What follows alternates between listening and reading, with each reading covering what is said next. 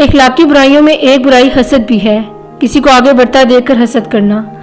बामी हसद ने हमारा सुकून छीन लिया है, हमारे करार को लूट लिया है।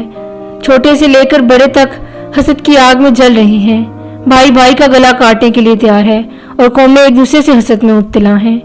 उल्मा का तबका हो या फुकरा की जमात हो, दरवेश हो या फकीर लोग हों, आज हसद का दुनिया पर पहरा है और आज हसद, कीना और नफरत का दौर दौरा है।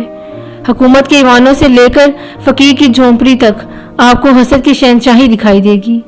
सूरह यूसुफ हमें बताती है कि हासिद किस तरह नामुराद होते हैं। जिससे हसद किया जाए और हसद करने वाले भी कोई बेगाने नहीं, अपने भाई हों।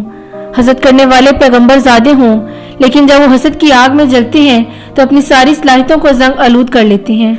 और जिस मासूम से हसद किया गया वो 13 साल का यूसुफ एक दिन मिस्र के तख्त पर जलवा फरमा होता है और फिर वही हासिद सामने सवाली बनकर खड़े होते हैं। ये एक ऐसी बुराई है कि इसमें मुब्तला होने वाला इस कैफियत को समझ नहीं पाता। वो अपने इर्द गिर्द दोस्त अहबाब की खुशियों में खुश नहीं हो पाता। इंसान ख्वाहिशात का पुतला है और ये ख्वाहिश इंसान को हसद जैसी बीमारी में मुब्तला कर देती है। इंसान जब अपने से बेहतर हाल में किसी को देखता है तो सोचता है कि जो कुछ उसके पास है वो इसको क्यों नहीं मिला। आखिरकार इस सोच के तबाहकुन असरात सामने आते हैं। हकीकत में हसद अल्लाह की तकसीम से इख्तलाफ करना है।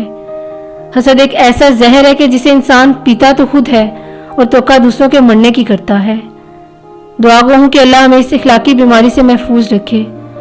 अल्लाह की रज़ा और इसकी तकसीम पर राजी रहना सीखें, क्योंकि किसी शख्स के दिल में ईमान और हसद इकट्ठे नहीं रह सकते। शुक्रिया।